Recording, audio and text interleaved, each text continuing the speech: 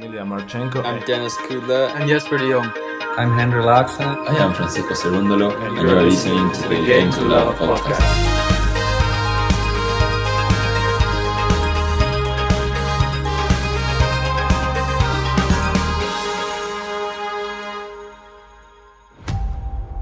Djokovic kind of came onto the scene. I couldn't understand a level of hate that he seemed to get.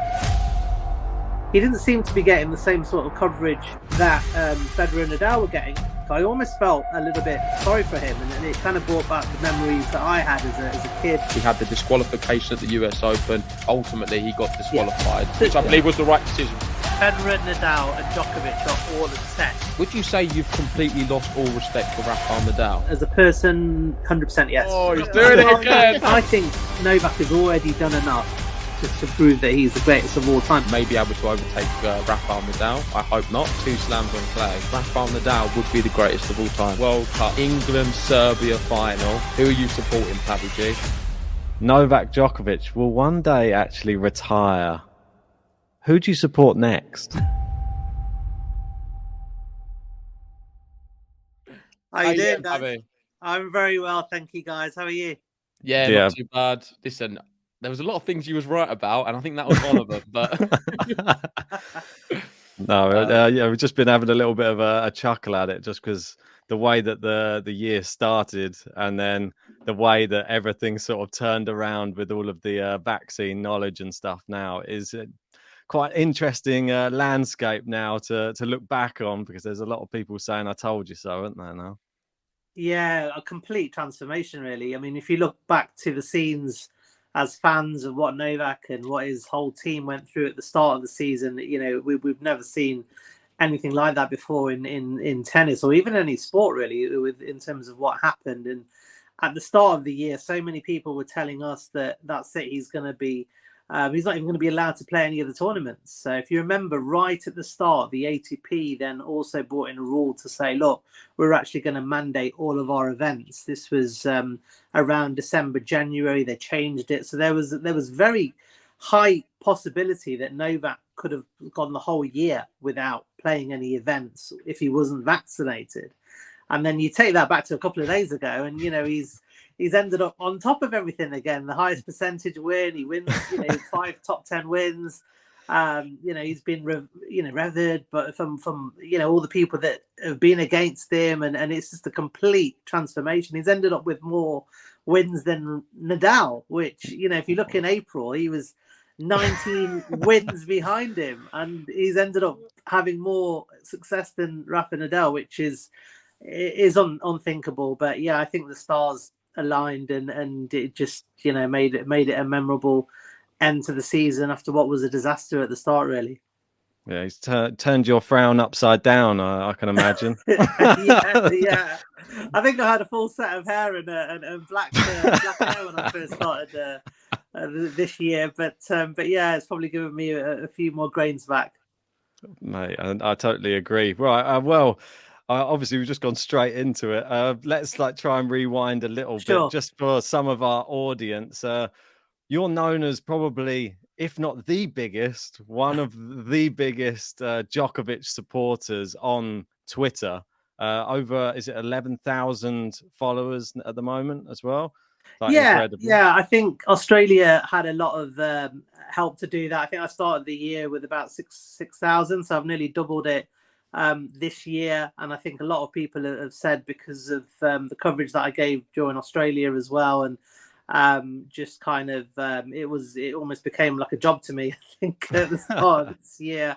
And yeah, I think it kind of, people kind of cottoned on and followed, and with that you get an element of people that don't like you but still follow you as well, and they want to see what you're saying and tweeting about as well. And I think with politics and tennis getting kind of mixed this year, it ended up being an interesting year on Twitter. But yeah, no, blessed to have it. I think majority of them are tennis fans, and I think a few of them are political of interest now as well, I think, because politics and tennis has become intertwined, unfortunately. So I think there's a few people that are there, and there's people that are on there that I know don't even particularly like me but follow me just to see what I'm saying. So there you go. Well, we're certainly going to be getting on to a few of them incidents Sure. because it is definitely a talking point. I mean, I don't know if you know much about our channel or me on Ben, but I'll be honest, I am a big Rafael Nadal fan. Okay. Ben, more on the side of Novak Djokovic. But I have the utmost respect for all of the big three, if I'm honest. I think you've got to, for what they've been able to produce on the courts. And listen, your tweets at times, they have riled me up, I'll be honest, because I am a Rafael Nadal fan. And there's some which is going to be like that. But this is why I thought it'd be lovely to get you on the podcast. Yeah. Because I believe nowadays we should be having debates with people you don't necessarily agree with. Absolutely. And it should be a place where we can all just challenge everyone's opinions and ideas about things. So I think some of the things you say spot on, other things not so sure about. But that's why I think that will make a very interesting podcast. And of course, it is very fitting because right now, coming to the end of the year, I know the year's finished now on the ATP circuit. We've got some Davis Cup. But Djokovic ended the strongest player. Let's be honest. The indoor hard courts, even before a ball was really hit, everyone was looking at him as the favourite. People were saying Medvedev's not looking too good. Rafa, he can't handle him in these conditions, let's be honest. And he just turned up again. And he was struggling at times with some fatigue. He looked a bit wobbly, but he managed to come through every single match. He was serving brilliantly. Even Isavic, a big part of that, helping his serve. Yeah. And I mean, let's just go round all the way back to the beginning. I want to know from you, Pavvy, because your tweets at times do frustrate me. Why are you such a big Djokovic fan? And will you defend him no matter what?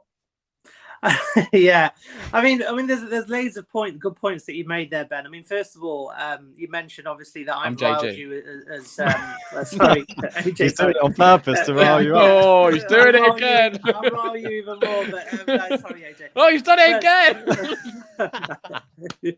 AJ, I said this time. AJ. I'll box you like AJ. But yeah, so I mean. You know, you mentioned that I was riled, and the thing is, I've actually had a lot of Rafa fans that I kind of have followed me for years, and I noticed that they, quickly unfollowed me and blocked me. So I totally understand your viewpoint in terms of being riled, and I know that with Rafa in particular, I felt a lot of angst, but I'm sure we can go on to that later, JG, and we'll discuss that. But you asked me the question, when I first started supporting Djokovic, and it goes right back to kind of 2007, 2008. I started really getting into tennis after I graduated from uni, really, just because that was a time where I could have more chance to focus on a sport, and around the time that I started graduated in 2001, so I started really kind of I went to Wimbledon for the first time in 2001, so that really gripped me. I was gripped by the Headmania, so I was a massive Tim Henman fan, but I loved Goran Ivanisevic because I loved big serving, so I was always a big Ivanisevic fan, and as the years kind of progressed, Djokovic kind of came onto the scene, and I would enjoy watching his matches, but I couldn't understand a level of hate that he seemed to get, and it was almost like he would put in the same performance, and when I would read the British media, obviously Twitter wasn't really around then, it was more around the media and the press, he didn't seem to be getting the same sort of coverage that Federer and Nadal were getting, and I just didn't understand that. And I think for my background, I'll give you a little bit of background. When I first started to try and play tennis as a kid, it wasn't the most welcoming of sports for me. And I'll be honest with you, I was the only Asian lad that went to this tennis club. I had a few remarks, and I'm not going to say they were racist, but a few people were like, "Oh, we thought cricket was your sport," and they'd get my name wrong, and it kind of put me off the sport because I felt, coming as a son of an immigrant, and I felt a little bit intimidated. I knew that it was quite a costly sport, and in the end I did actually leave tennis and did actually go to cricket, and so I started playing cricket, and I never kind of went back to tennis, but it was always in the back of the mind that it was something that I wanted to go, and I felt a little bit inhibited. So when I kind of saw the coverage for Novak, I almost felt a little bit sorry for him, and it kind of brought back the memories that I had as a kid, and kind of trying to get into the sport, and I kind of felt that there was a little bit of animosity towards him, but a lot of the times, as a youngster, Djokovic was someone who was, was kind of in your face, your opponent's face. He'd rip his shirt. He'd be quite brash and cocky, and I think the British and the West maybe thought that it was arrogance. I looked at it and thought that I love that. I just love tennis players that have a personality. We'll say it is. So it stems right back to kind of the early years, really, that I became Djokovic fan. In terms of kind of hashtag the time when I became a tennis activist, I think is probably the right word. It's probably when he came back from injury in 2018 and 2019, when there seemed to be a lot more agendas against him and narratives against him, and it was probably not coincidental. It was a time where he was really closing the gap at the top between Federer and Nadal, whereas when he got injured in 2016-17, he had an issue with his elbow. He was still kind of 6 or 7 behind Federer and Nadal, and people didn't really know how he was going to react when he came back after his injury, and whether he would still be of that level that he was in 2015-16. He was, and he started winning slams again, and if you remember back in 2019, there was the whole big Justin Gimelstrop issue in tennis, where he'd obviously been involved in a case, and there seemed to be a lot of focus being put on Novak, who was obviously head of the Players' Council at the time, and it seemed to be a free-for-all from British media to go and attack him. So that's kind of when I stepped it up a little bit on Twitter. I felt that I needed to just show a little bit of balance.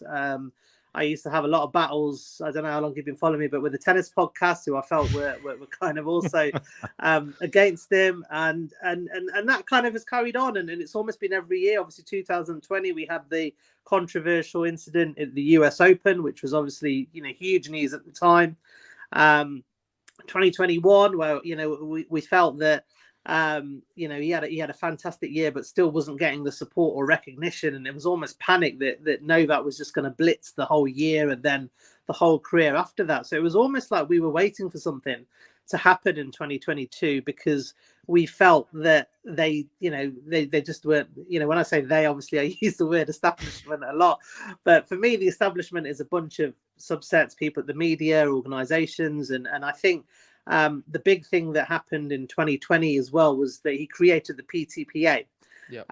Now, I think that was a big catalyst for a lot of the hate that he got from the organization, because the PTPA, one of their aims was to try and get tennis to expose themselves in terms of really just lay down the line. Let's know all the figures. Let's know all the books. Who's getting what are the cuts.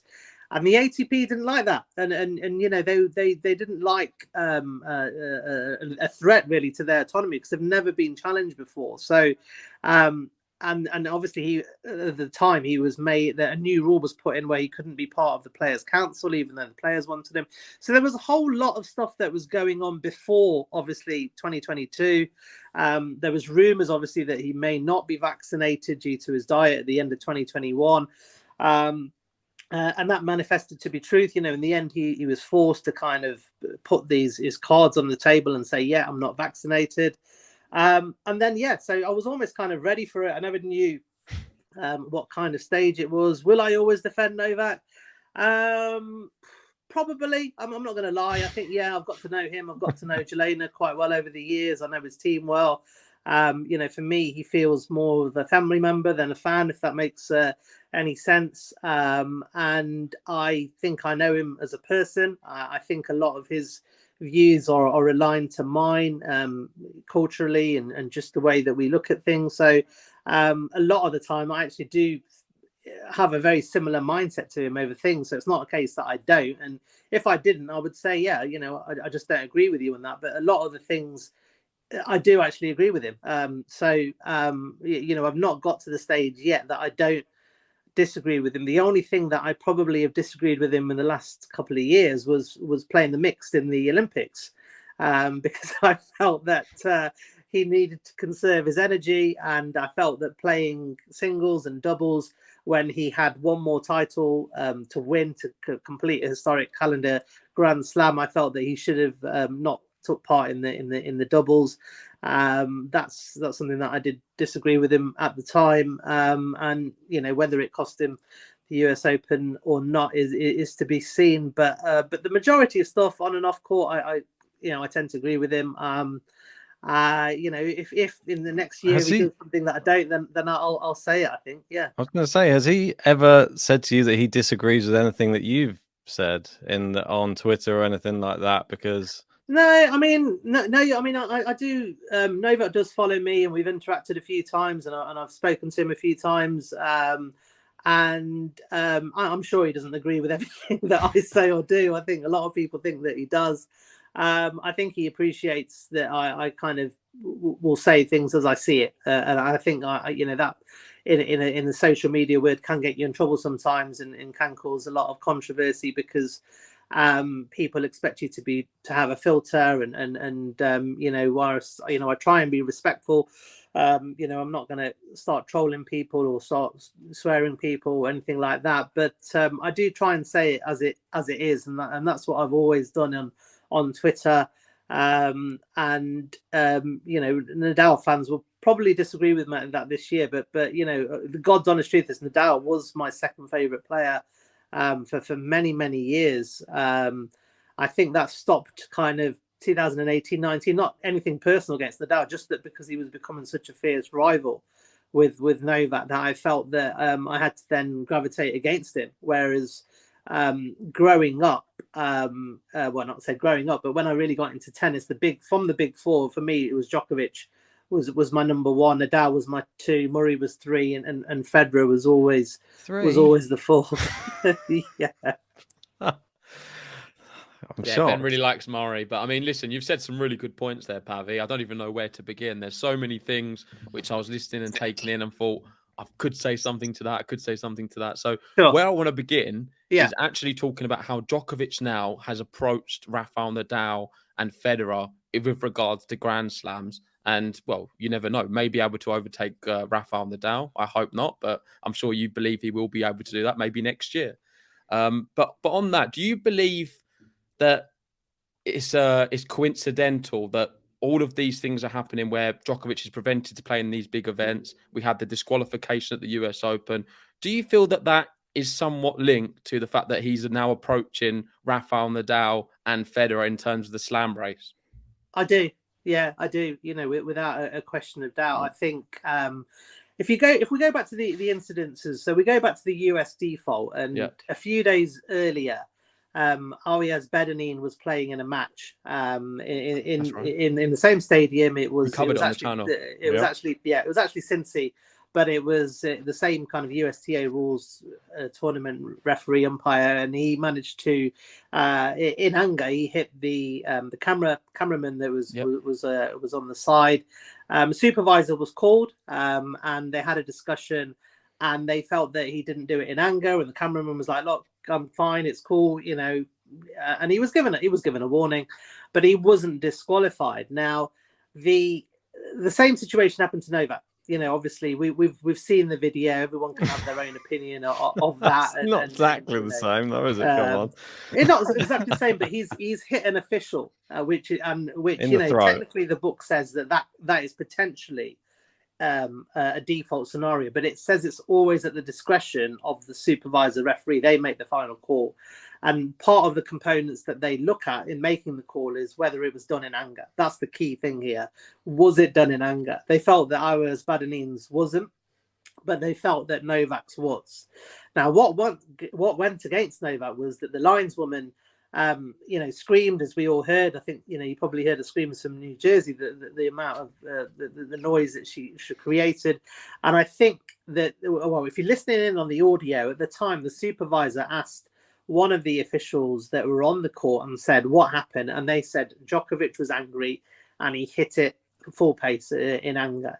Yep. Now, if you kind of slow that back and take that and look at the tapes, you can see that wasn't done in anger. It was done possibly in frustration, but it's done 1,000 times. It was a case of it was the end of the serve. He hit the ball back, and it's hit the lineswoman in an unfortunate place. And I feel that because it was, I think he got massively penalised for that because of her reaction. Yes, that's what I believe was definitely a big thing. I know Ben's trying to say it's because it was in the neck. I don't think it. I don't know. I I don't know everyone's pain barriers, but No. from my opinion of the whole thing at the time, I just feel because she made such a big reaction to it, that's why ultimately he got disqualified, which I believe was the right decision, by the way. I believe he should have been from that moment. And I've got a slightly different view on why he got that. So if you remember the 2020, going into the US Open, Novak was criticised widely for the Adria Tour, and they said that he was reckless. He obviously was part of the tournament that got loads of players COVID, including himself, and they said that he disregarded it. He, even though he was sticking by his rules in Serbia, obviously every country had their different rules and ways of treating it. And there was a lot of criticism. So going into the US Open, every single mainstream narrative was Novak's this, Novak's that. He's got anger issues. He's not a particularly nice man. So I think all that was kind of feeding into that decision, because the media had created this kind of monster. Now, I think, we can probably all agree that if Federer had done that, or if, we even put Nadal there. I don't think Nadal would do that because he's very disciplined on court. But say if Federer did that, I don't think there would be even a question that he would be disqualified. But I think the fact that it was Novak, the fact that he was already painted as this kind of aggressor and a negative character, that gave the ammunition for them to make that decision. And I do think I agree with both of you, Ben and JG, in that I think that if it didn't hit the neck, then they couldn't have made that decision. But I think more so to your point, JG, if the lineswoman didn't react in the way that she did, then I think it would have been fine as well. Because I think Novak went over to her and she obviously she didn't seem too happy. And if she was like, look, it happens. I'm a lineswoman. I've been hit by a ball a million times. And, it's not very nice, but it's happened. It was an accident. I know that it's an accident. I think everyone is not disputing that it wasn't an accident. He's never gone to do that intentionally. It would have been nipped in the bud. But, so there was a whole kind of things that contrived against him ultimately. So the Adria Tour, the fact that his image was there, the fact that he was closing in on Nadal and Federer, and it was a tournament that Federer and Nadal weren't at. So a lot of people felt, Djokovic is going to cruise to this title and he's not got his two main rivals there. So there was a lot of that as well, that people didn't want him to kind of get a free kind of Grand Slam Open, and he was wide favorite to win that US Open in 2020. He'd won Cincinnati just a few weeks before. He was playing some phenomenal tennis. He'd won the Australian Open. That was the only slam that year, with the French being paid afterwards. Obviously, Nadal decided not to play in the US because I think he wanted to prepare for the French that was happening after the US. So there was a whole lot of things going on there that I felt was contrived, and at that time it felt like the lowest thing in the world, and you think it can't get lower than this in tennis. You're in the fourth round, you're favorite to win the US Open and close the gap, and you've been disqualified. And in no ways did I think that it could get worse than that, and obviously in January this year it did. Then Australia happened. Yeah. Do you think his on-court persona? Obviously, you were just saying about Federer, Nadal. If this had happened, obviously it probably wouldn't. The fact that he does smash rackets up, that has these outbursts sometimes on court, does that work against him? Do you think in this type of scenario, now that it's seen as, he's the type of player who does this type of thing? So it does. Yeah, you get labelled, and Djokovic is. He has a habit of smashing balls and breaking rackets. He does that, and a lot of players do. But Novak has kind of, if you looked at the kind of footage, and I did a thread of this in 2020 when Novak smashed a racket, it was on the news the following day, and there was like kind of multiple videos saying this guy, has got anger issues. Ben Rothenberg famously said he's got anger issues. This was all before the 2020 disqualification. So already in the umpire's mind, he's thinking, well, he's got previous here. Now, if we go back to the same match, Djokovic did kind of get angry in the match, and he hit the ball towards the empty stands or whatever there was. And so He didn't get a warning for that, but there was a preconception that he was raging and he was mad, and that obviously, I think if the umpire had took 2 minutes to have a look at the footage and said, yeah, what he's done is not great, but it doesn't merit to be defaulted, I think he could have done that. But what he relied on was speaking to the officials that were there and may or may not have seen the incident clearly. And because of what's already gone before with Novak, they automatically assume that, well, he's got history of this. He must have launched it in a mad fit rage of anger, which he never did. He wasn't even looking in the direction. Do you think the same punishment should be given to him as, like, when Zverev went up to the umpire and then smashed? That was an aggressive way to get disqualified, obviously, from a tournament. Can you put them on the same level?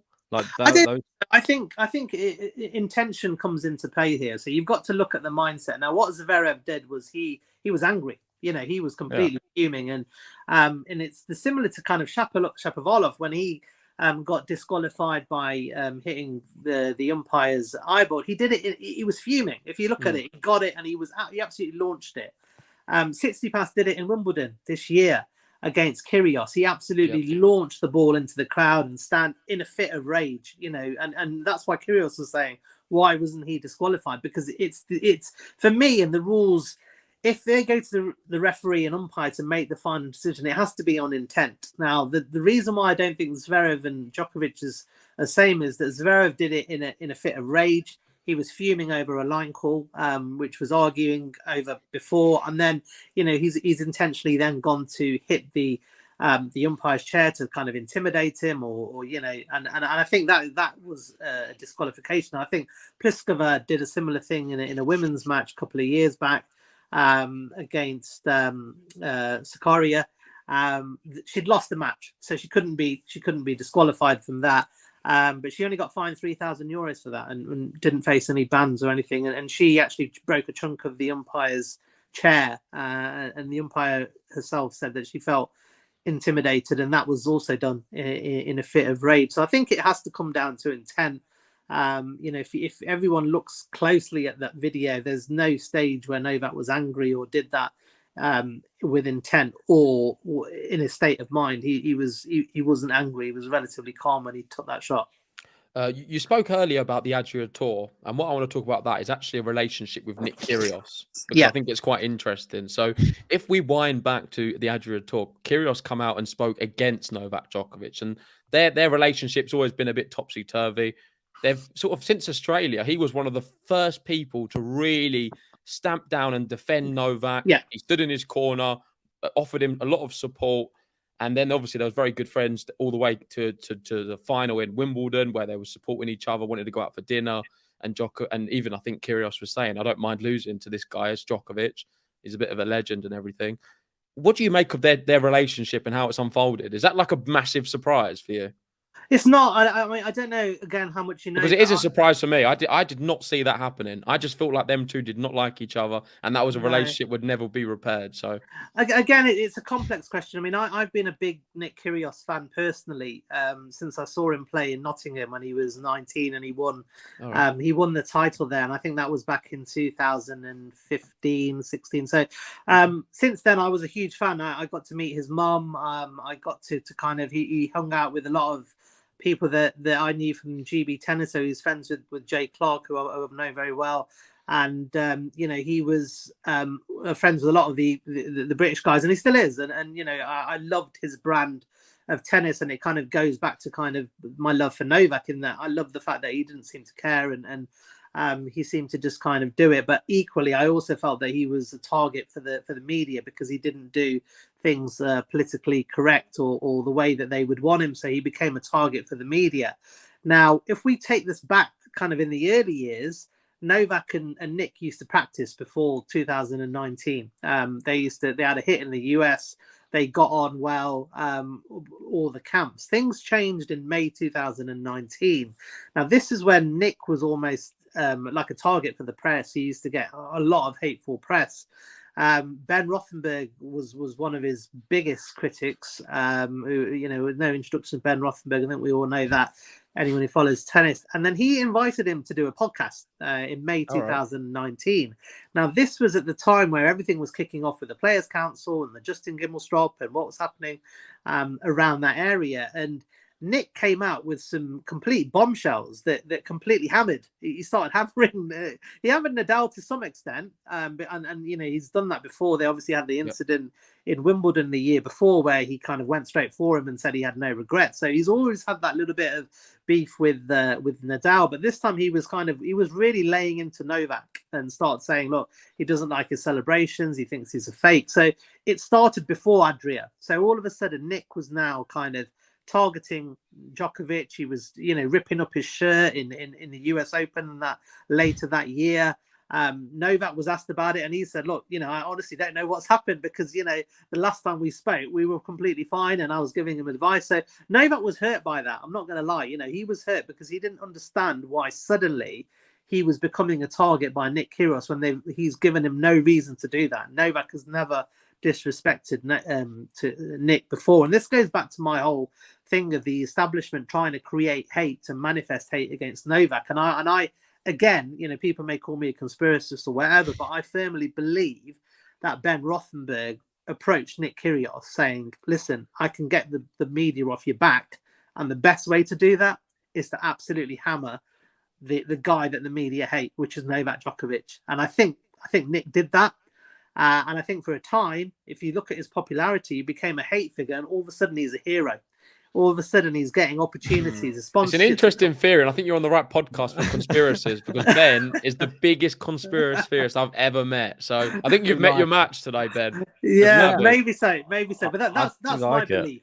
So when he defended Novak, I wasn't massively surprised because what had happened in the months before was Nick was on side for 18 months. All of a sudden, he went offside again. So he started his antics again. And all of a sudden, what I call the sanctimonious element of tennis Twitter and the establishment, they started turning against Nick again. And then he was almost aloof and Ben started turning on him. And I think Nick probably thought, hang on, I actually didn't have any issues with Novak. I kind of have got on with him before. And I think Nick is someone that is politically probably similar to kind of how me and Ben, I think, feel in terms of what's happening in the world at the moment. And he's very passionate about freedom of speech, freedom of kind of choice and not being kind of dictated to by a set of governments or pharmaceutical companies. So I think Nick felt passionately that this was happening in Melbourne, in Australia. Yeah. And he also felt, look, Novak's getting absolutely kind of crucified here in my yard, and what he did was actually phenomenal because he actually I think he actually mentioned he started getting loads of death threats and criticism from Australians for supporting him so much. So I think Novak was just even more surprised with that because he was like, this is the guy who's been hammering me for the last 18 months. He didn't need an excuse to hammer me. And now he's actually gone to his home country and defending me. And I think that that meant a lot to Novak because, as you know, one of my biggest issues with Rafa was that I felt that he didn't support Novak when he needed it the most. And Novak has helped Rafa a lot. There was a time that he cancelled his schedule. He changed the schedule when there was the floods in Mallorca and Rafa rang him up short notice and said, look, can you do an exhibition? And, we can raise some money. It's, very, very important to me. Novak at the time was trying to get year-end #1, but he changed his schedule because he thought, no, that's important. So there is a lot of history there between Rafa and Novak in the years before, and that they were, I would say they were friends. It's difficult when you have rivals, but there was a friendship there. So I think Novak was completely shocked by the fact that Rafa almost seemed to kind of put him down when he was at his lowest, and Nick, who previously didn't need any excuse to put him down, was all of a sudden standing up for him, and he was the only one. He was the only mainstream kind of high-profile player that was doing it. There was a few other players that mentioned a couple of tweets, but Nick was the high-profile guy that was on his podcast, that was on Twitter, that was doing interviews, and was just saying, this is not right, and what's happening is terrible, and he should be allowed to play. I'm glad you mentioned Rafael Nadal there and his reaction at the start of the Australian Open, because that was a question we was going to actually go to. So it sort of leads on quite nicely. And with regards to that, would you say you've completely lost all respect for Rafael Nadal? Not as a player. And I will never lose that. Rafa Nadal, for me, is one of the greatest players of all time. Obviously, undisputed GOAT in the clay court. I love his fight. I love his passion. Goat in the clay court. Yeah. He's, no one's chop that, Ben. Just chop the clay court. That's it. So I will always... Pavvy G called Rafael Nadal the GOAT. Our title, so I'll always respect him as a player, and that's never going to change, because what he's done is obviously clear for everyone to see, and the record books speak for themselves. So phenomenal player, will always respect him 100% as a player. Have I lost my respect for him as a person? 100% yes. I know that some Nadal fans said, well, he didn't. What did he really do? I think at the time, he could have even done what Federer did and just stay silent. Federer, and Djokovic have not got on well for many years, and the one thing I like about Federer is he doesn't disguise that, and I think both teams know that there has been a dislike between the two for years. But with Rafa, I think it was a bit different in that the camps used to get on well.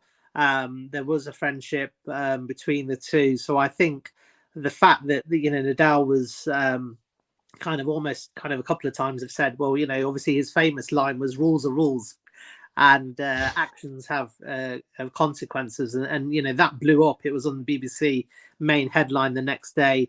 That was then picked up by CNN, and then all of a sudden everywhere on the global network was like, well, Rafa Nadal is saying you should essentially get vaccinated, mate. And Nadal, I think, knew what he was doing, to be honest. I know you're going to probably disagree with that, but I think he knew that he had a much better chance of winning the Australian Open without Djokovic being there. I think he's even alluded to that in some of the press conferences, that he said that he would, he'd rather play without there because he's so good. And he was honest in that aspect. My concerns around Nadal really stemmed from the pandemic, when I saw an article saying that he was having conversations with Bill Gates on the phone. And Tony and Dow mentioned this as well, and that kind of sparked my interest, because apparently in that conversation Bill Gates was telling Rafa Nadal, before most of the countries had been on lockdown, that all the countries are going to be on lockdown, tennis is going to be impacted, this is a really is going to be a lethal virus, and he said a lot of this before even it all happened, which questioned my motives behind what was happening, and I felt that there was a friendship with Nadal and Gates has probably said, I can help you if you can help me, and that's the way of the world at the moment. And again, that's one of the conspiracy theorists that I get blamed for linking those two together. And I know it sounds completely nuts. I'm not saying that kind of I understand how that looks and how that sounds, and people will say you're a nut job and stuff, but that's what listen, you're entitled to your opinion completely, and you back it up in a way which makes sense to you. I don't know if I completely agree with all of that. No, of course, I don't expect you to. I feel the reason Federer didn't speak out is because he wasn't playing. At the end of the day, Rafael Nadal was being completely budgeted by the media are continuously on him. They want some kind of bite from him. No matter what happens, they need him to say something about Novak Djokovic. Yeah. So he's going to be continuously asked no matter what. And I feel the way Rafa speaks, I don't think he really meant it in a vindictive way to Djokovic, in my opinion. So, important point there. You said Federer wasn't playing. Federer and Nadal were the active senior, in hyphenated, members of the Players' Council. So when one of your players, your peers have put you in that position, is getting detained, is getting interrogated, as a member of the Players' Council, your job is there to then back your players, because that's what they're in that role for. They're not there to put a knife in the throat. So that's why Federer had an important role. He was an active member of the Players' Council. Do you think that Craig Tiley, throughout the whole of the Australian Open, they were having chats? He was there kind of doing everything, and Nadal was part of that. So they were both people that we felt were there to they should have supported or not say anything. Murray is hugely pro-vaccine, and he's had a very kind of bitter rivalry with Novak in the last kind of around 2015-16. That their friendship became more of a rivalry, which is understandable. And Novak and Andy have said as well, look, we can't be best mates when we're trying to tear each other apart on the courts. And Andy Murray came out so many times saying, I'm pro-vaccine. But when he was asked the question, he was like, listen, Novak is a peer, a friend. He's being interrogated. He's been detained. I can never say a bad word about this guy. My thoughts are just for him, that he's okay, his family are okay. And we never got that empathy or compassion from Nadal. And Nadal is the biggest superstar. Do you think, I'm sort of like been thinking while you've been speaking, do you think that some of Nadal's comments or just his actions have been vindictive towards Novak Djokovic over the course of the last few years, because he is getting closer to his Grand Slam titles, that he might overtake him? Do you think that there's now some animosity from Rafael Nadal towards Djokovic? I do, and I think I absolutely 100% agree with what you've said. Now, there's no kind of... Quick before Pavvy answers, Ben, do you believe that? I'm not so sure. It's hard to say. I'm sort of a little bit on the fence. I don't want to speak bad of Rafa, because I think that he is just an ultimate professional, but I do think he is a little bit worried about Djokovic like catching him. And I know that there's this big line that always comes up where he says, I'm just playing for fun. I don't really care how many Grand Slams I've got. And that's the sort of the thing I wanted to ask you as well, Pavvy, is do you think that's a legitimate line as well from Rafa? Does he really care how many Grand Slams he's got? Or because for me, I think he does care. I think it's what the biggest thing he cares about is Grand Slams. And I think Djokovic is the same. I think they both want as many as possible, and they'll probably do whatever they can to get to the top of the tree. And that's my personal opinion.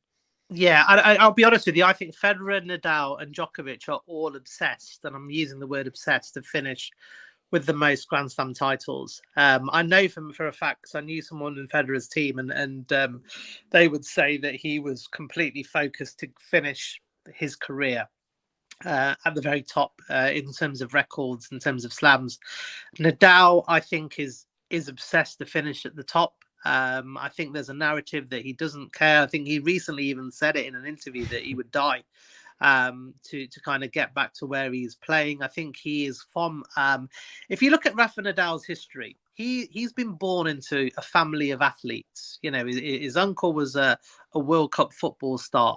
His uncle was a top tennis player. All of his family have been instilled in this very strict sports bringing, and that brings competitive from when he was very, very young. So everything for him is about winning. It's not coming second.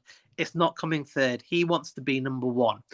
And I don't think, I think what the media don't want people to say, oh, yeah, they're number one. So they put that all on Novak, because Novak's like, yeah, I agree. Records are important to me. So the media are like, look, Federer and Nadal are doing everything for the good of the game, whereas Novak just wants to win titles. And I think that's another fallacy, and it's a false narrative. I think Rafa wants to finish at the top of the pile in terms of Grand Slams.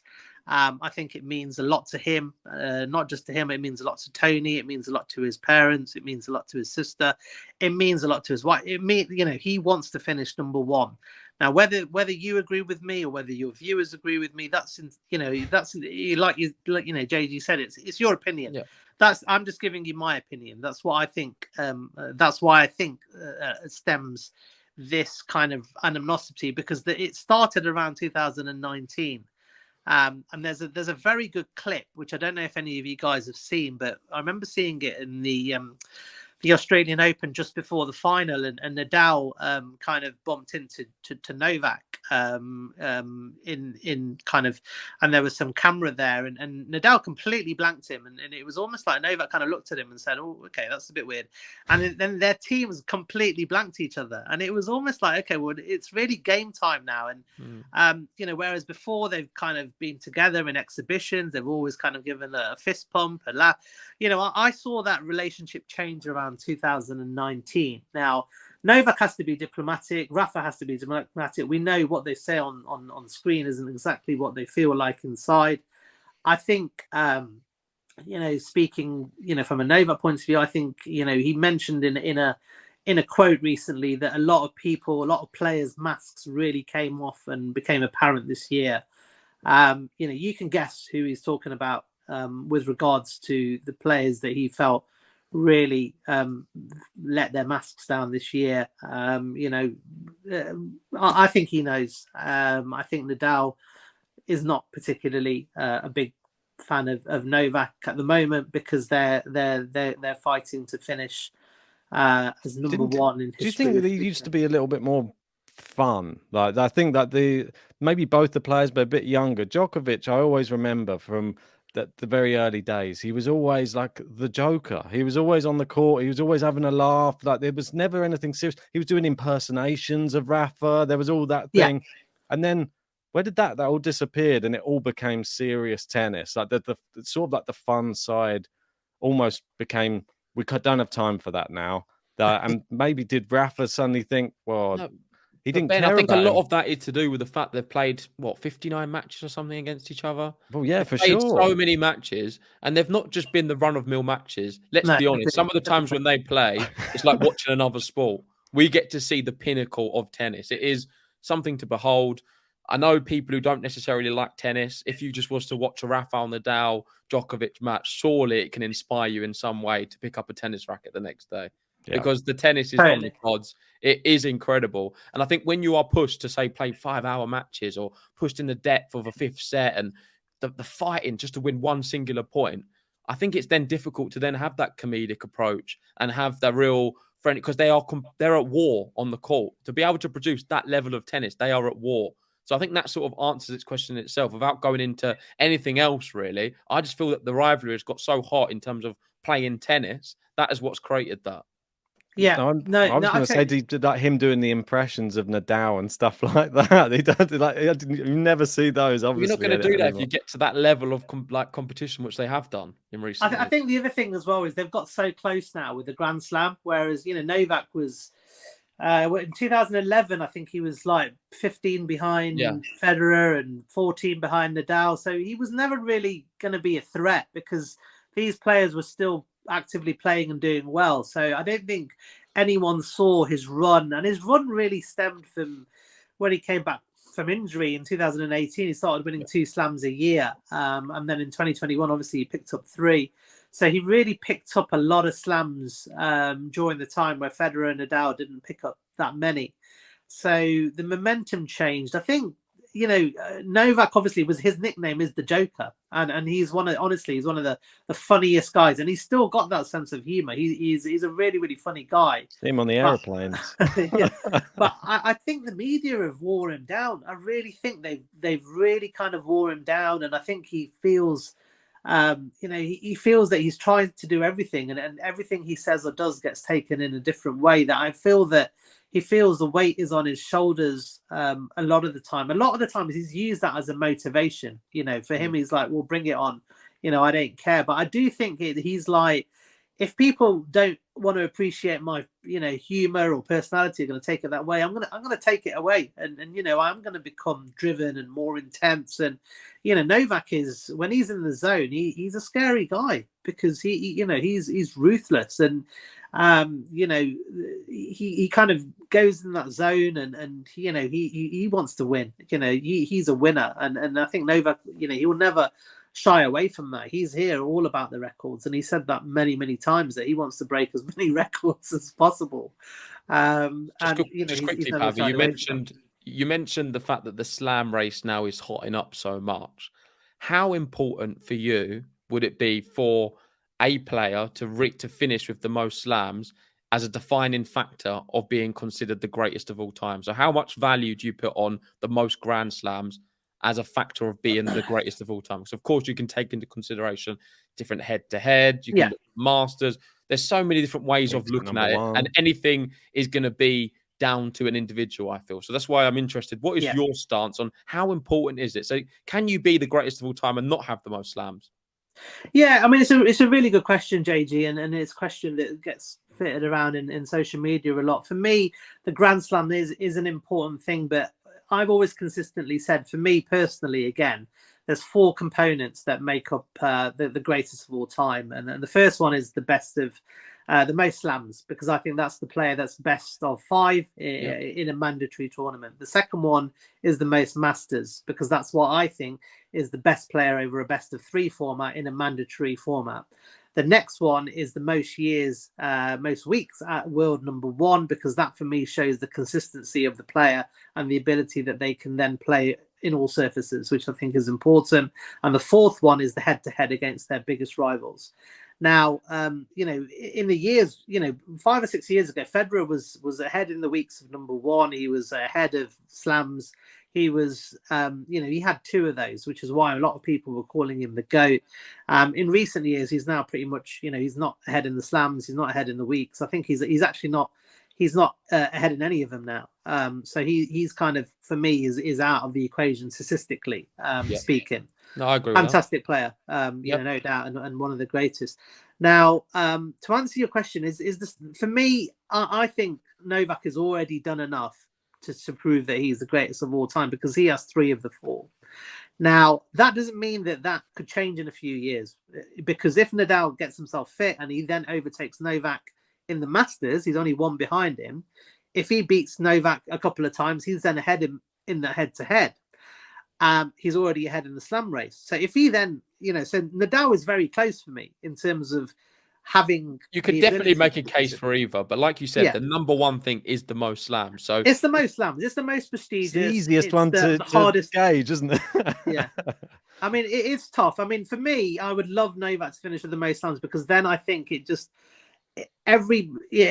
kind of dispels any theories. Do you have a number in mind that you'd like? I want him to get to 30.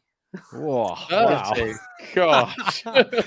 That's the highest we've had, I think. I think he's on 21. I said 25. That was my guess. I mean, I'll happily take 25. I'm getting carried away with saying 30, but I still think he's got a few slams in him, but they're both at an age now where a serious injury could derail their careers, and we've seen it with Andy Murray. He had a serious injury at 30 and he hasn't really been the same since. So that could happen to Novak or Rafa. You never know, because at the age that they're at now, they're in the final kind of echelons of their career. So the stakes have never been higher, really, in terms of you want to get there, and then just once you're at the top, then anything can happen, really.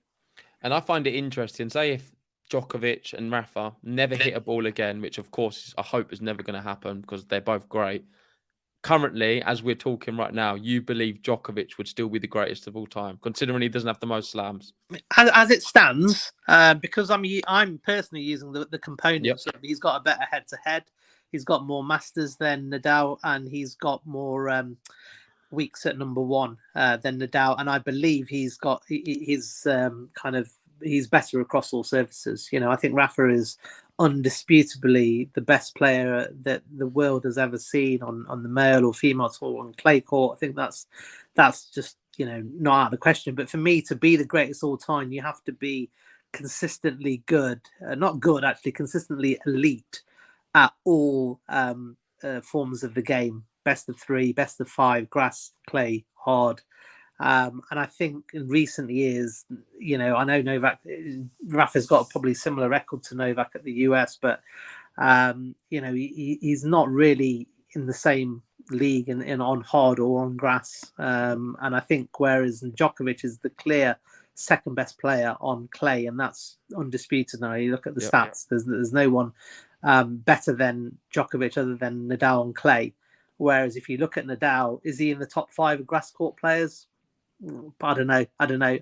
Is he in the top 5 of hard court players? Again, I don't know. He's not massively off, but Djokovic for me is the number 1 on grass at the moment. Do you need that though when you go into a Grand Slam? You don't have to be the best player on that surface. You just have to be the best up there. I think in the Grand Slam. Yeah. I mean, a lot of it's mental, which is why Grand Slams is important, because it's the toughest sporting event. Not just tennis. I think a lot of athletes are saying that it's just a brutal 2 weeks physically and mentally. So, you know, that's why the slams do mean more than the other components. It's definitely the most important component for sure. Yeah, you're not going to like what I'm going to say. That's why I'm laughing to myself. But say, for argument's sake, that currently we've got two slams on hard court, one on grass, one on clay.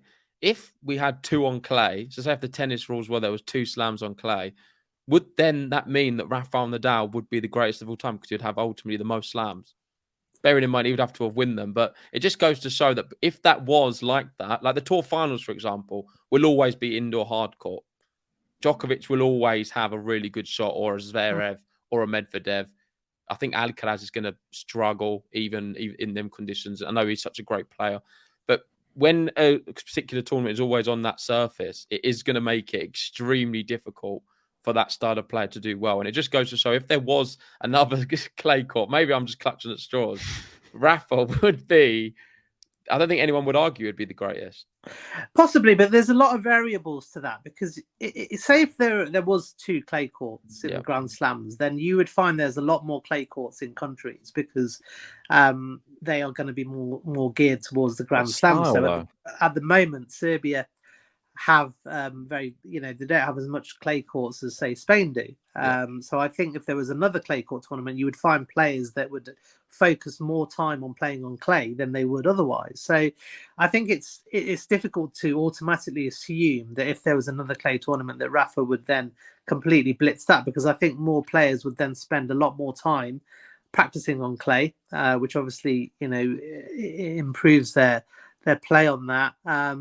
But equally, again, I can understand from Rafa's point of view that they are disappointed that clay is one of the 4, and then it's not used as part of the ATP Tour Finals, which I think it should. I think for me, the ATP Tour Finals should be on a different surface every year, every couple of years, because I think there's so many different variables to surfaces that it's unfair that it's on practically the same surface every single year, which obviously is going to benefit the players that perform better on a hard court. I think, Pavvy, we start campaigning for that from today onwards. ATP Finals, different location every year, different surface. The thing is with it, I can understand why it is indoor hard court. Let's be honest, it's the end of the year. I can't imagine many clay courts this time of year being. I want to throw this one at you. Sure. with JG and his 2 clay court slams. Surely, if you're going to have 2 clay court slams, one of them would probably be like Madrid, and one of them would probably be like Roland Garros. Then that would be 2 slightly different. And Rafa doesn't tend to do too well at Madrid, so you'd probably end up with someone like a Zverev winning like that one more often, or Berrettini, or some big server. So you'd probably, or Alcaraz. Exactly. You'd end up with like people like that, maybe more likely to win it. Like it'd be more of an open slam. I wouldn't say it would be as dominant as a slow clay surface. Yeah, I think you agree. There's different types of clay, and you are right that Rafa doesn't do that well in Madrid compared to Roland Garros, and I think he's had an exceptional record at Barcelona as well in the past, but he doesn't do that well at Monte Carlo either. Yeah. So there is different types of clay conditions as well, absolutely. But I think there's no doubt that Rafa is the number 1 player on clay, and he's also the number 1 player for me in outdoor windy conditions. The clay is not indoor at the moment, and there's no better player in windy conditions than Rafa. He makes his adjustments phenomenally well, and Novak's the opposite. I think he's from the elite players. He's one of the worst players in the windy conditions because it impacts his timing, and he struggles to get on top of the ball in windy conditions, which Rafa seems to relish. Moving on to something a little bit different. We've had a big year this year with Federer, Serena Williams, and Juan Martín del Potro retiring from tennis. 3 legends of the game. They've brought so many good moments to our screens. Are you a little bit surprised that now Serena's saying she may be coming out of retirement? And what are your thoughts of, say, a player retiring and then coming back? I'm not surprised. I said at the time that we saw all the kind of send off and the party that she had in the US Open. And I said at the time that I wouldn't be surprised if she doesn't retire. And everyone's like, oh, no, she's definitely retiring. And then, there was a couple of things that she said in interviews, which she said, have I actually retired? I think Serena is a bit like Rafa and Novak and Roger in that she is built to be the number one. She is built to be competitive. When she was putting in her retirement, she was losing in the first round at Wimbledon to a player ranked outside the top 50, and albeit it was a final set breaker, but she was struggling. And I think she thought, I'm not just going to be playing here, getting beaten by, players that I should be walking over. And I think she went into the US Open and said, I can't do that. I'm Serena Williams.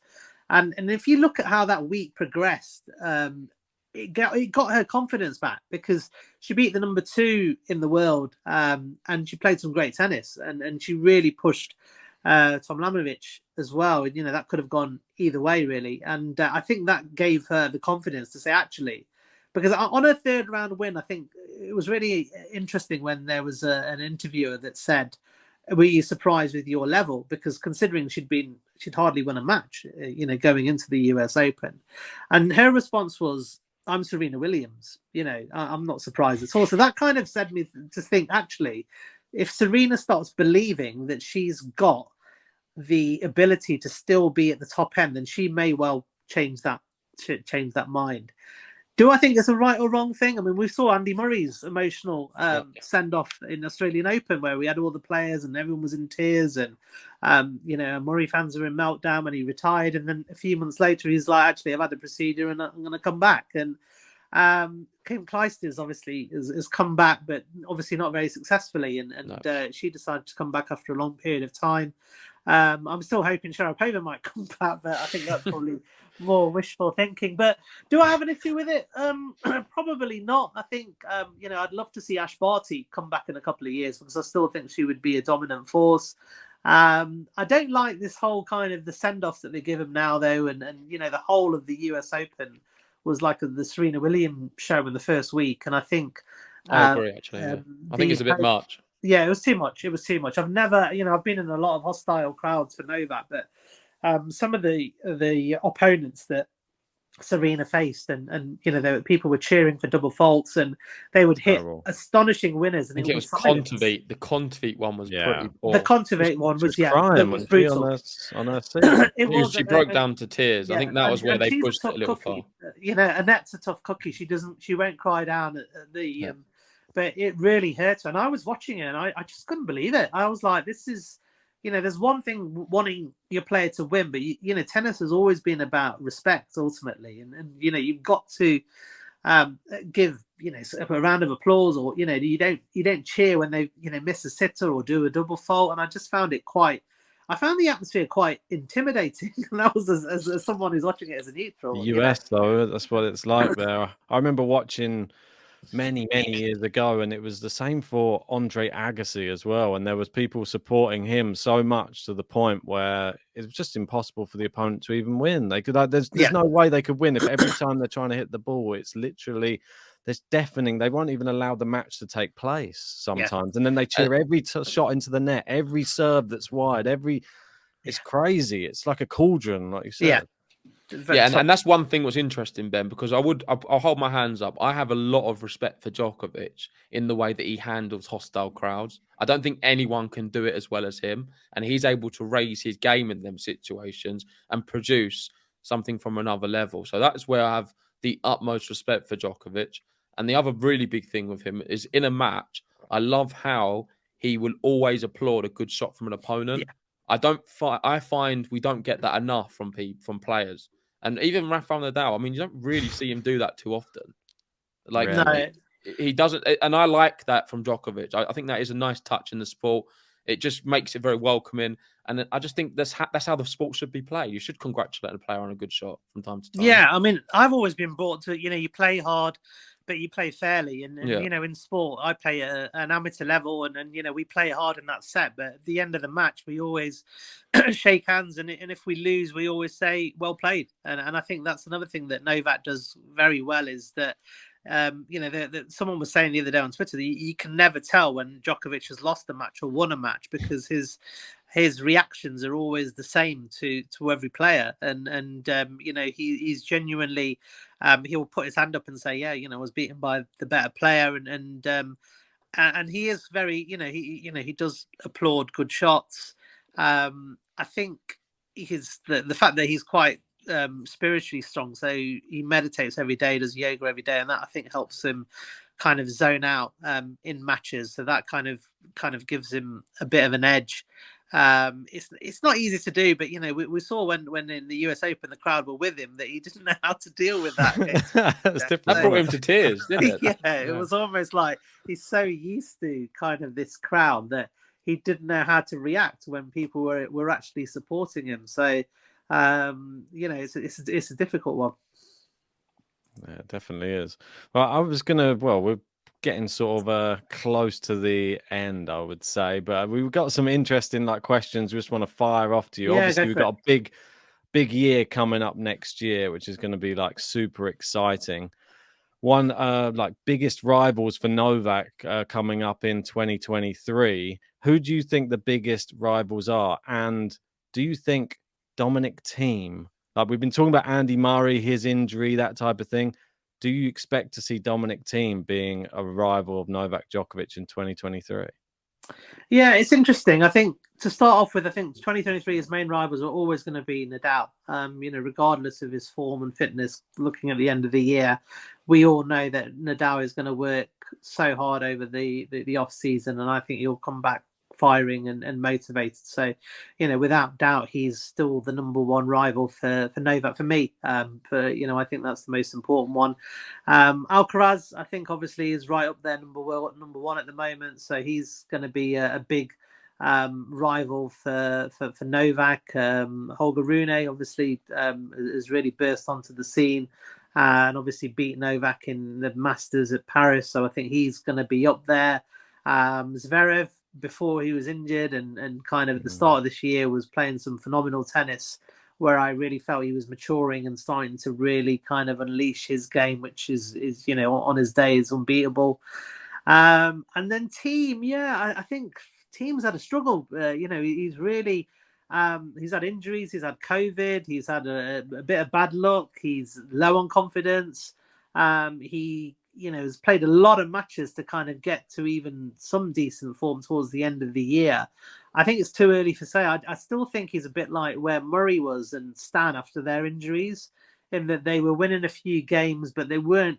You never really felt. And when Stan came back after his knee issue, I don't think Stan ever got back to kind of where he was the years before his injury. And I think exactly the same for Andy Murray. I think on his day, he can still beat anyone, but you never actually feel that Stan and Andy are going to be a threat in a slam anymore, because you just don't think that they can last that 2 weeks. And that's my biggest worry for Thiem, is that at the moment, he's, you know, he can put in the odd great set, he can put in the odd great performances. He seems to struggle to be putting those results consistently together. So at this stage, I, as a big Djokovic fan, I'm not particularly worried. I'll probably eat my words here about Dominic Thiem being a big threat to Novak next year. I would probably say Tsitsipas has got to kind of, I think if he can sort his head out, he'll become a top player. And I think Medvedev has had a difficult year by his standards, but I think he will come back strong in the next year as well. So it's an interesting year. You know, I think a lot of people have had bad years this year that normally Zverev, Medvedev, Thiem, that may not be the case next year. So I think it's going to be not dropping Casper Ruud's name in there at all. Casper Ruud, I think he's a great guy. He's a nice guy. I'm honestly not. I don't see him at the moment with his game. I think he has to work on his backhand. I think the top players will figure that out. I think he is going to be a contender for Masters and for smaller events. Is he a threat to win a Grand Slam? Well, he's made 2 finals this year, so that would say that he is. I don't know. I mean, he can still improve. He's only 23. He can improve. I think he'll be all right as long as he doesn't get Nadal or Djokovic in the final, because I just don't see him beating them. Yeah, well, he's not taking a set. He needs to change something drastic, because he can't beat the top players. He's not taking a set off Nadal, Federer, or Medvedev. and he hasn't even looked like taking the set off him, to be honest. So I'm assuming you're not going to be watching the exhibition coming up then, Pavvy, with Ruud and Nadal going around South America. You're not buying tickets for that. No, I'm not going to be queuing up for that. Sorry, one person I forgot, Felix, Okay. as well. I think he has really improved recently. So yeah, I think there's going to be a lot of players in the mix. Ultimately, I think the majority of slams are going to probably come down to what they have been in the last decade, and they're going to be between Novak and Rafa for the first 3 slams, maybe. I don't know, but I think that it's going. If if both of them can stay fit, I still think they're head and shoulders above the rest on us in a slam format. Just before you go, Pavvy, because there's a few questions I've got which I need to ask you. Yeah, go for it. And this is relating to Twitter. So we've had Jose Morgado on a bit, and he's someone who lives on Twitter. Yeah. I mean, he tweets I asked him, do you ever sleep? So I'm going to ask you a similar question, because you don't seem to sleep too much either, especially during the whole Australian thing. Your tweet, it's constant. For a start, how do you manage to tweet so much? I mean, Australia was a nightmare, because I was even getting in trouble at home and work, because I was probably going to sleep at 5 a.m. UK time and then getting up at 8 o'clock. So I was literally on 3 hours sleep for about a month. Mental. So I was up a lot then, and it was just insane. Yeah, I mean, when you're passionate about something, and you two will know this, it does become part of your life. I have got a family and a great family, and I always try and make time to make sure that it never kind of interferes in my family. So we'll make sure that family time is family time. But it's a passion for me. I've kind of ended up being this kind of activist type of guy. My main purpose of what I do on Twitter is just to try and give some context and balance, because I don't feel that that's the case at the moment. I've got full respect though for Nadal fans and all fan bases. At the end of the day, I think everyone gets passionate. I think the media have built this big 3 fandom into something that's become a little bit toxic. It's become a little bit like football rivalry, which was never why I kind of got into tennis. Boxing as well. I was a massive football fan, and I kind of reverted to tennis to kind of get away from the tribalness of boxing, football, and tennis is actually worse now. I can say that the tribalness in tennis is worse than boxing, worse than football. That's without a doubt. But I think it will change. I think things are changing, and it's a fun act. The amount of times that I laugh out loud on Twitter, it kind of goes against all the abuse that I get, especially this year, which has been, it's been quite a lot this year from various angles. But it is what it is, and you got to take the rough with the smooth. Yeah, it's interesting you speak about that, because we get it quite a bit on YouTube. Being on here speaking about players, we often get quite a bit of hate. There's obviously some love as well, but we get a lot of comments coming through. I mean, some horrible things, but I think you as well. I know you don't have your face sort of on thing, but you're always tweeting. You are a personality in the tennis space, so people will target you and attack you on some of your views. How do you deal with the trolls and the haters and people who sort of go against you? I know you have the tennis podcast, who, let's be honest, they don't really like us either, to be honest. Right. We don't have a great relationship with them. We're not got anything against them, but they don't really like what we do. Because on our channel, we don't follow all of the normal means of what tennis is, with the all white. We drink beer on the podcast. We say things in a bit of a different way. We don't speak necessarily like they all do. Yeah. So we are a very different style to them, and I don't think that really works with them. But how do you deal with a lot of that sort of stuff? It's another good question. I mean, this year it's been tough. I'm not going to lie. I've had woken up and there's been DMs or tweets, and I've had 3 parody accounts that I've had to report this year, of people that have set up parody accounts with me. I've had a whole stream of abuse, which some of it's been quite nasty as well. So it is difficult to deal with and I'm not saying it's easy to deal with, but I've always kind of found the best way is, what I do is if it's someone that is not particularly important to me, then I will then just simply block and just ignore. Sometimes you get trolled. I mean, this year I got trolled from, Marty Fischer's trolling me, and Taylor Fritz has trolled me. And, for those players, I will then obviously have to hit back. Andy Roddick as well has had a pop at me this year. And Martina, we had a spat as well. So there's actually been a few kind of high profile tennis players that have kind of had Liam Brody. You had a bit of a back and forth with Liam Brody as well, didn't you? Liam Brody, I've had a back and forth with him. For those out, I'll always try and put my corner forward. I'm not going to resort to name calling or kind of, what other people do. I'll try and kind of explain my point of view.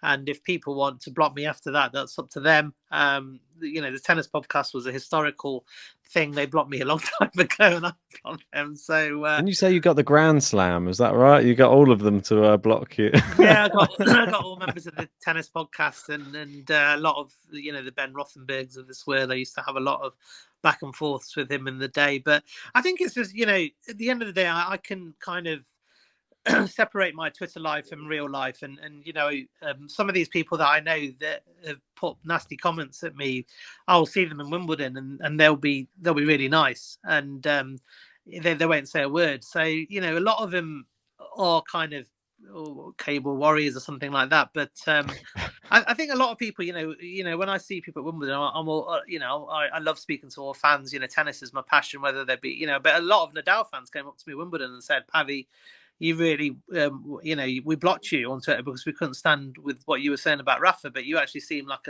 a nice guy. And I think, I never hold any grudges, and I'll probably look back after this year and may even unblock some of long-standing followers, and because I think it's been a tough year this year for everyone because of coming back off the pandemic and what's happening politically. It's impacted a lot of people. So I think people are maybe acting a little bit more passionately than they would normally, but yeah, as I said, I just focus on the positives, and Twitter gives me a lot of fun, and I've made some amazing friendships on here, so that all hopefully. Speaking about your amazing friendships on Twitter, obviously Nole fam, big on Twitter. What would you say you're the biggest Nole supporter out there? I know that there's probably one or two others that there's Yolita, isn't there? And yeah, I mean Julia's a big one. Yeah. So in terms of numbers, I think me and Julie, I think Panit obviously is another one, had mentioned that we'd both hit 11,000 at the same time. So I think she rivalry alongside of me with a rivalry there. But Yolita, I don't want to mention so many names because there's so many people that do a lot of good on Twitter for Novak, because I think they feel they have to because they don't get the same representation from the media. But there's a lot of good people. Yeah, Julie's up there. She travels the world with to Novak, Panit as well, and we all met up at Wimbledon this year, and we all pretty much get on well. I mean, we don't always agree with stuff politically, but supporting Novak is something that always kind of brings us together. Yeah, I can imagine it brings you together. Do you ever have any arguments about who's the biggest fan, or? I don't know. I mean, there is, we don't really have any arguments, but there is an element that, people kind of will look at fanships, and sometimes if they see Novak or Jelena respond back to me, they will like, well, why aren't they responding back to every fan? So there's a little bit of, there can be a little bit of tension there. But I think, the vast majority of them are, all kind of under the same umbrella and just part of this movement. But, I would love there to be less toxicity next year. I've got some great friends that are Rafa fans and Federer fans and Murray fans, and there's no reason why we can't all get on together. And it's like what JG said at the start of the podcast, really, and I really appreciate that, is that you're willing to have a chat with me. I know you don't agree with some of the stuff, but this is what we've got to bring back to society, is healthy debate. And without that, that's when you get your toxicity, because you don't hear from other sides of the fence, and all sort of debates getting shut down and censored at the moment. So it's really important for us to kind of talk with people from the other side of the fence. One of the reasons that I don't like particularly like the tennis podcast, is that they've all got the same views. You know, Yeah. they're all very similar. They've all got the same thought process. They've all got the same narrative. So, you know, for me, you're thinking, well, I'm not interested in that. I'd much rather listen to you guys that will say it as it is. And, you know, like you've mentioned, you know, you don't necessarily always agree with each other. And I think that's brilliant. You know, a podcast should be someone that two people that don't agree with each other, because you get great debate. Yeah, exactly. Definitely. They just seem to all feed into each other. They'll never get a guest on. They'll never get you on, for example, on the channel. No, after what's happened. But someone like you who has strong opinions one way or another, they just like it, everything just to... No, they don't like being challenged at the end of the day. They don't like being challenged with people that can challenge them with facts. And that's the way that propaganda is spread. You know, if you can't challenge propaganda, it spreads. Yep. And that's why I'm so passionate on Twitter in becoming an activist, is that I try to put some balance and perspective and get people to think about the other side of the fence. Because if you don't get that, then there's a one-way street of information, and that fills up people's minds, whether it's tennis, whether it's politics, and that's not healthy in a democratic society. Yeah, it's just the last one, which is quite interesting for me, because we do have a lot of Djokovic fans who follow the channel and follow the podcast, and they would be quite interested. And I mean, some of them would give their left arm to be able to meet Novak Djokovic and have a conversation with him. I know you've been able to do that. So do you have any sort of funny stories or funny exchanges you've had with Novak Djokovic in the past, or something maybe people wouldn't know about? With Novak, you know, it's very much at arm's length. So I'll say hello to him. There was, you know, there was a story back in the US Open when I was actually messaging Jelena and things were down, and I kind of mentioned to him, to Jelena, that with the culture that I'm from, there's a phrase called "Jardi Kala," which basically means that even when you're at your lowest ebbs, you always try and stay positive and in a state of calm and kind of happiness, even, you know, in almost like you enjoy your difficulties. And I kind of mentioned that to Jelena, and then kind of Novak tweeted a few weeks later and said, Jelena kind of told me about Jardi Kala, man, and I really love it and stuff. So that's quite amusing, because whenever I see him now, I'll say Jardi Kala, and you know, I'm a Sikh, which is quite a small religion, and for him to say a word that is quite kind of close to us, and it is a big thing for him to say it and kind of embrace it. That was a big thing, but that for me just shows how kind of humble he is as well. And I got to meet his mum and dad this year for the first time as well at Wimbledon, and they were really down to earth, because you hear a lot of stories about his mum and dad, you know, being quite fierce, and I was a little bit intimidated, to be honest, because I was like, I'm not really sure about how they would approach it, but they were really down to earth. And you know, his uncle and all of his family, Jelena, that they would literally are quite humble and down to earth, and they don't really look down on people, which I think is one of the reasons why they have so much affinity with his fans that embrace him so much. Right, this is, I promised, the last question, and I've left it right to the end because it's my favourite question to ask you. So it's one I really want to ask. And as you know, at the moment, we've got the World Cup going on. And I mean, we've seen some shocks today with Argentina losing. I didn't expect that to happen. But just envision this. We get an England-Serbia final. Who are you supporting, Pavvy G? 100% England. Hey, it's coming home. And that's for tennis as well. You know, first and foremost, before Djokovic, I'm always back the Brits. I follow a lot of the British. I'm actually going to Nottingham tomorrow to watch the Brits in the Pro Tour League. So awesome. British tennis is my main passion, and Djokovic, brilliant. I love as a person. I have great affinity with Serbia, and you know, they're my number two. I'm not going to lie. So you know, I always say I'm born in England, I'm Indian, but I've got Serbian heart. But when it comes to team sports, like, you know, it has to be England all the way. And you know, let's see let's see how it transpires. The one question that I just want to ask, just last was, obviously they're coming to the end of the era. Novak Djokovic will one day actually retire. who do you support next? That is a good one, actually. Stefan, obviously, Stefan Djokovic.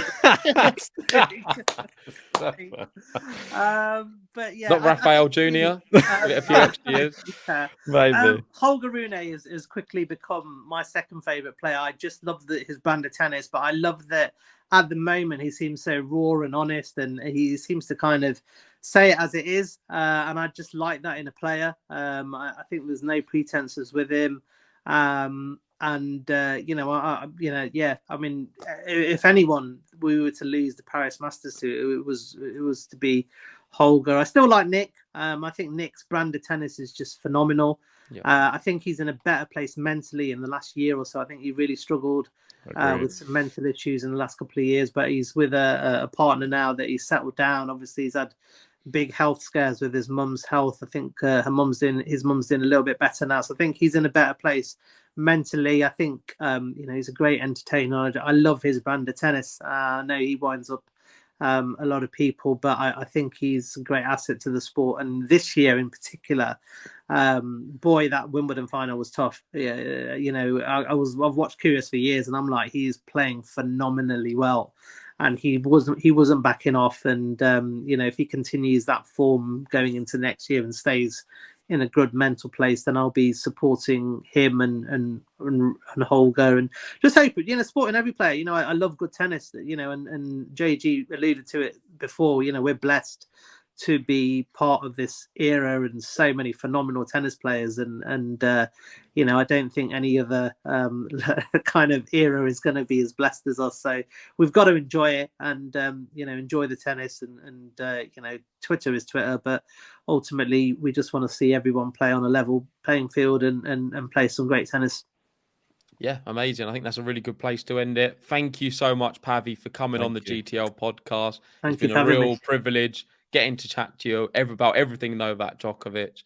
And like I said, we want to be an uncensored channel where we can talk about different things with people who have a different opinion. So hopefully you guys who are watching at home really enjoyed that and hearing the insight from Pavvy on certain situations, Novak Djokovic. I found it very interesting.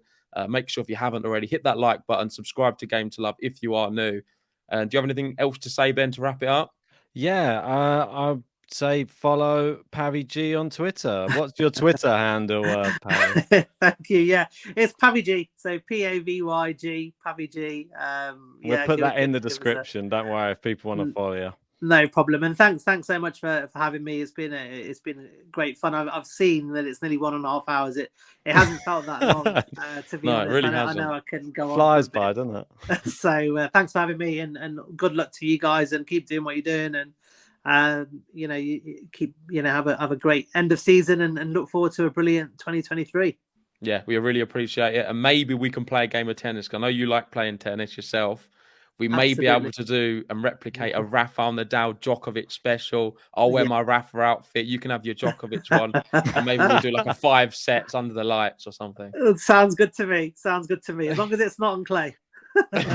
Oh, damn. I'm terrible on clay. So, right. Okay.